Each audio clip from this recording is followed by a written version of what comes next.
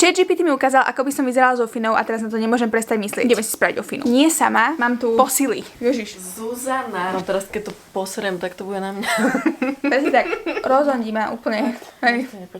Potrhaj ma. Vieš, koľko ľudí už trhalo moje vlasy, je to v poriadku. Čo dejú nejaké točenie. To vysneme to. No to sú oznáme. Ja nemám nič iné.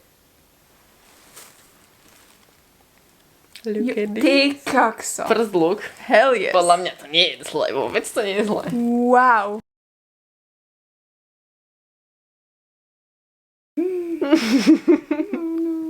A však v niektorých...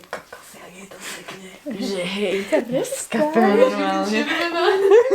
Ale nie vážne, ti to mega svedčí. Ja sa bojím. Že ja mám vlasy na ksichte, ale...